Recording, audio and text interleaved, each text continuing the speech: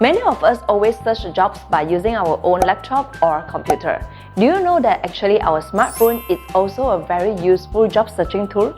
Today, we're going to share with you how to use smartphone to search and apply for jobs. Stay tuned.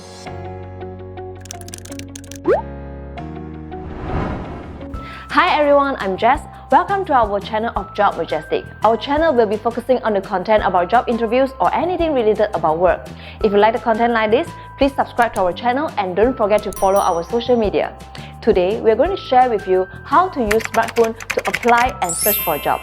First, you can download an app. There are many job searching apps available for phone and tablets. After downloading it, you can register an account and then you can start looking for a job. You can check out the job that you're interested in and also create a job list so that you can keep track of the job application. First, bookmark job postings. You can bookmark the job positions that you're interested in, so whenever there is an update about the job position, you can receive the notification immediately.